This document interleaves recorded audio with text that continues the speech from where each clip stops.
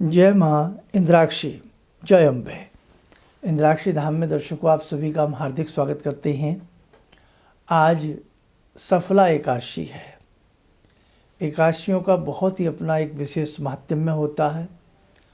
एकादशी का व्रतों में शिरोमणि कहलाता है। जैसे गंगा, गायत्री, गौ, गीता, गुरु, उसी प्रकार से एकादशी के व्रत माने जाते हैं। आज एकादशी का आप व्रत रखें, बड़े पुण्य की आपको प्राप्ति होगी। आगे की चर्चा करते हैं, उससे पहले आइए आज का पंचांग देखें।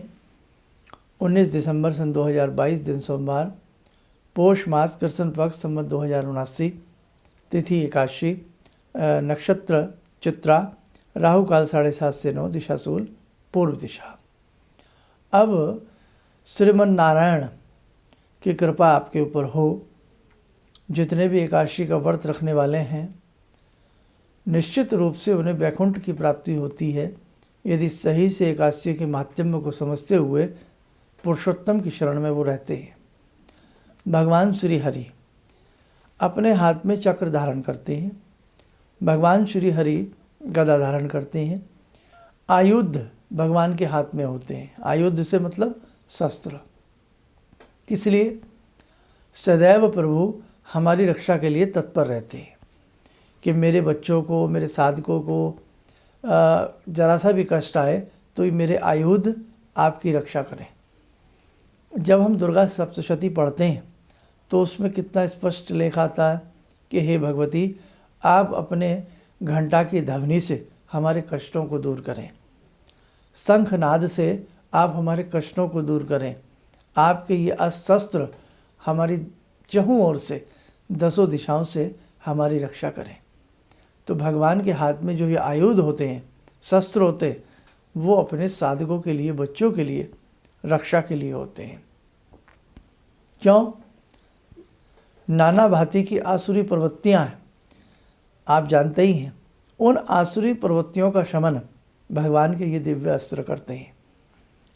एक शास्त्र भी है, उसमें भगवान के अनेकों शस्त्रों के पूजन का उल्लेख है। एक बहुत पुरानी पांडुलिपि हमें कभी देखने को मिली, उसमें भगवती के आयुध है, भगवान के पुरुषोत्तम के आयुध के नई नई प्रकार की बातें उसमें थी। और बहुत ऐसे साधक हैं जो भगवती के आयुधों से ही नाना भांति के कामनाओं की सिद्धि करते हैं। भगवती की सवारी सिंह है। तो जब हम दुर्गा सप्तशती पढ़ते हैं तो भगवती की जो सवारी सिंह है, उसका भी सिंह स्तोत्र हम पढ़ते हैं तो हमें नाना भांति का लाभ मिलता है। खैर, एकादशी का आज महात्म्य है। एकादशी में आप जो व्रत रखते हैं, दिन में चलते फिरते, उठते बैठते श्रीमन नारायण को भजते रहिएगा। हर एकादशी नियम बना लो कि हमें पुरुषोत्तम के, हरि के 108 नाम, 1008 नाम हमें पढ़ने हैं। हर एकादशी नियम बना लो। आप व्रत नहीं रख सकते कि आप सेवा करनी है, गौशाला जाएं, गौ माता की सेवा करें, जो भी भगवान ने प्राणी बनाए हैं सबकी सेवा करें। सेवा में भी एक बहुत बड़ा सुख छिपा होता है। और एक ध्यान रखें, जितने भी जीव जंतु हैं, जीव जंतुओं की सेवा एक बहुत बड़ी सेवा कहलाती है। बहुत लोग इतना अच्छा करते हैं, सुबह सुबह उठेंगे, ताज़ी रोटियां बनी होंगी, गुड़ उनके साथ होगा। ठंडी के मौसम में जहाँ जहाँ उन्हें गायें दिखती हैं वो उन्हें गुड़ खिलाते हैं, ताज़ी रोटी खिलाते हैं। ये बहुत ही बड़ा, ये समझ लीजिए, कार्य करते हैं। आप भी नियम बनाइए। आप में से हमारी बातें हज़ारों लोग भी सुने, हज़ारों में से अगर 10, 20, 100 व्यक्ति भी इस काम को करें तो बहुत अच्छा लाभ मिलेगा। सुबह सुबह आप दूध रखिए, आप यदा कदा ऐसे बर्तन रखिए, आप वो दूध कुत्तों को पिलाइए, बड़ा महात्म्य मिलेगा। दाना रखिए अपने थैला में, कांधे पर लटका के थैलियाँ रखिए, पक्षियों को दाना डालते जाइए, आपको बहुत अच्छा सुख मिलेगा। और ख़ास तौर से दिन बना लीजिए अपना एकादशी का दिन बना लीजिए। उसका महात्म्य भी प्राप्त होगा, शुभता भी प्राप्त होगी, और वैसे तो हमें ऐसे काम रोज़ करने चाहिए। अब हम बात करें, यदि कुत्ते की ही बात करें, हम पक्षियों की ही बात करें, तो आप यदि पक्षियों को हम लोग दाना नहीं डालेंगे, परमात्मा तो सबके दाने का इंतज़ाम करता है। जब वो मुँह देता है परमात्मा, उसी दिन वो दानों का हिसाब लिख देता है कि बेटा तुम्हें जब तब भोजन मिलेगा, तुम्हें तब तब भोजन इतना मिलेगा, तब तब ऐसा स्वादिष्ट भोजन मिलेगा। कहावत है ना, खाने खाने पे दाने वाले का नाम होता, दाने दाने पे खाने वाले का नाम होता। तो वही भाव है, परमात्मा तो अपनी तरफ से लिख करके भेज देता है, लेकिन परमात्मा कभी स्वयं नहीं आते, वो अपना काम कराते हैं। कभी तुमसे करा लेंगे, कभी किसी से करा लेंगे। हमें दूध की आवश्यकता है, हमें दूध गौ माता से प्रदान करा देंगे। हमें गोबर की आवश्यकता है, माँ से दिला देंगे। हमें अन्न की आवश्यकता है, किसान से दिला देंगे, किसान को खेती से दिला देंगे। तो एक कर्म, एक चक्र ये चल रहा है। तो उसी चक्र की में हम लोग घूम रहे हैं। हमें अपनी तरफ से हमेशा अच्छे कार्य करने चाहिए। दिन बांट लें, अच्छे अच्छे दिन होते हैं। एकादशी का दिन है, पूर्णिमा का दिन है, सोमवार का दिन है, अमावस्या आपके पितरों का दिन है।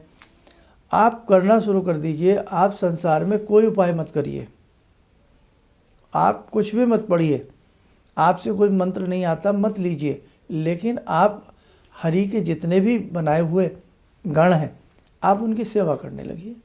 जितने भी भगवान ने प्राणी क्रिएचर बनाए हैं आप उनकी सेवा करने लग जाइए। आपको मूक आशीर्वाद मिलेगा, साइलेंट आशीर्वाद मिलेगा। और वैसे भी भैया, जिसने पक्षी की सेवा की है, गौ माता की सेवा की है, उसे तो मेवा मिलती ही मिलती है। अब आजकल हमारे में हो क्या गया है, हम लोग ना कोई भी सेवा बिना लालच के नहीं करते। हम सेवा जब करते हैं उसमें हमारा लोभ छिपा होता कि शर्मा जी ने कहा था गाय को 2 रोटी डालनी है, बेटा पास हो जाएगा। मतलब बेटा पास हो जाएगा तो गाय को 2 रोटी डालनी है, आपका प्रमोशन हो जाएगा तो गाय को 2 रोटी डालनी है, आपका चंद्र खराब है तो गाय को 2 रोटी डालनी है। ये निकाल दीजिए आप, आपको डालनी है बस। ऐसा अगर कोई करे ना कि भाई मुझे किसी चीज़ से मतलब नहीं है, मैं तो गौ की सेवा करती हूँ, मैं पक्षियों को दाना डालती हूँ, मुझे किसी से मतलब नहीं है, मेरा कोई गिरह क्या कर रहा है क्या नहीं कर रहा है, आप देख लेना बहुत बढ़िया लाभ मिलेगा। और एक भिखारी हमारे दरवाजे पर आता है, भिक्षा मांगता है। अब तो वो ज़माने नहीं रहे, लेकिन फिर भी अगर वो कुछ मांगता है, रोटी भी मांगता है, हमने 4 रोटी इसको दी, 2 उसने खा ली, भूख कम है, 2 उसने झोली में डाल ली। लेकिन न गाय ऐसा करती, कोई पक्षी ऐसा नहीं करता, कोई पशु ऐसा नहीं करता। बिना झोली के फ़कीर होते हैं ये लोग। इसलिए आप ध्यान रखें। आज हम देखते हैं शहरों में या बहुत जगह किस प्रकार से गायों की चीज़ें आप देख रहे हैं। पीने के लिए पानी नहीं है, खाने के लिए कुछ नहीं है। अगर हमारे अंदर सनातनी धर्म है तो हमें अपना धर्म निभाना भी पड़ेगा और हमें मानवता के नाते आगे भी बढ़ना पड़ेगा। हम बहुत एकादशी के व्रत रखें, लेकिन सेवा जरा सी भी किसी की करने को तैयार ना हो तो ध्यान रखना श्रीमन नारायण प्रसन्न नहीं होंगे। भगवान कृष्ण रूप है ना उनका, भगवान राम उनका रूप हैं। इसलिए ध्यान रख लें, जहाँ भगवान श्री कृष्ण की गैयाएँ इस प्रकार से पानी पीने के लिए भी मोहताज हो जाएं और वहाँ आप रात दिन कृष्ण के नाम की माला जपें, तो हमें नहीं लगता कि भगवान कृष्ण प्रसन्न होंगे। इसलिए बहुत सारी चीज़ें हैं, हमारे ऊपर दायित्व आता है। तो आज एकादशी का पुण्य दिन है, अपने दायित्व को बहुत अच्छे से निभाना। कभी ये मत सोचना कि मेरा शुक्र अच्छा हो जाएगा, मेरा मंगल डूब जाएगा। आज एकादशी का दिन है, आप इस प्रकार का आज का व्रत ले लें और उस व्रत में भगवान की सेवा और भगवान के बनाए हुए सभी प्राणियों की सेवा यदि आप करेंगे तो आपको लाभ मिलेगा। और हमारे धर्म में तो वैसे ही कहा गया है, सबका सम्मान हम लोग करते हैं, प्राणियों में सद्भावना हो, विश्व का कल्याण हो, बोलते हैं ना। तो हमारा तो धर्म इतना वैसे ही अपने आप में विशाल है, विपुल है, सुंदर है। इसे और सुंदर बनाने का अब दायित्व आपका और हमारा है। आइए, समय हो चला आज की ध्यान माला का।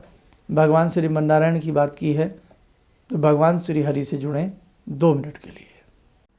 ॐ करारविन्दे न पदारविन्दं मुखारविन्दे विनिवेशयन्तं वटस्य पत्रस्य पुटे शयनं बालामुकुन्दं मनसा स्मरामि बालामुकुन्दं मनसा स्मरामि कस्तूरीतिलकं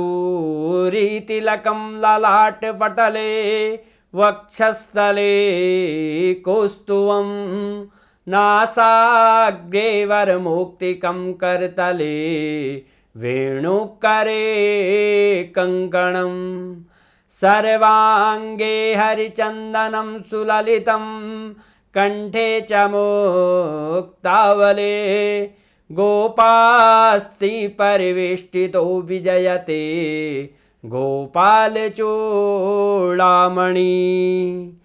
शान्ताकारं भुजगशयनं पद्मनाभं सुरेशं विश्वाधारं गगनसदृशं मेघवर्णं शुभांगं लक्ष्मीकान्तं कमलनयनं योगवृद्ध्यानगम्यं वन्दे विष्णुं भवभयहरं सर्वलोकैकनाथं। कवच बना लें, ध्यान करें, श्री हरि का शुभ आशीष हम सबके ऊपर बरस रहा है।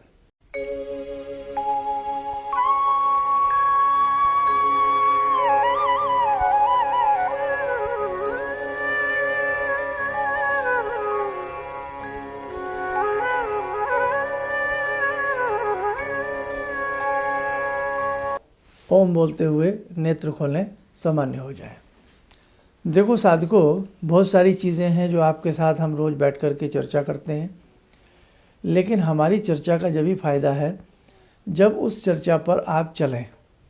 हमने आपको बहुत समझाया, आप सारा ना समझें, लेकिन थोड़ा सा भी आप उस तरफ कदम बढ़ाएंगे तो आपको बहुत अच्छा लाभ मिलेगा। एक छोटी सी बात है, गलती हमारी भी है कि हम अपने आश्रम की तरफ जाते हैं। आप यकीन माने, छोटे छोटे गाय के बच्चे करीब सैकड़ों की तादाद में, दूध वाले ने दूध से मतलब रखा और वो सैकड़ों छोटे छोटे बच्चे, उन्हें खाने के लिए भी कुछ नहीं है।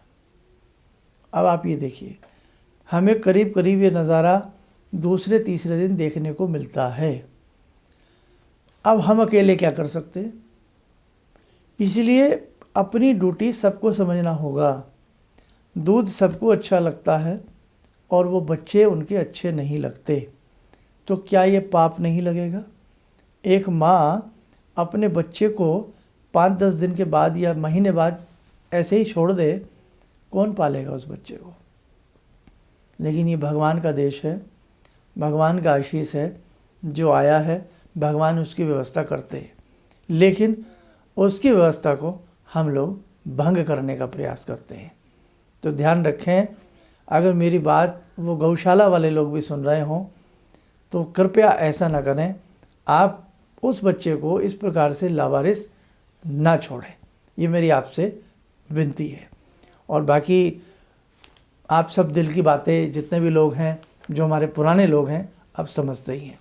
तो इसलिए नियम बना लें, आज बहुत प्यारा दिन है, आज से एक सेवा अच्छे रूप में आप करना शुरू करें।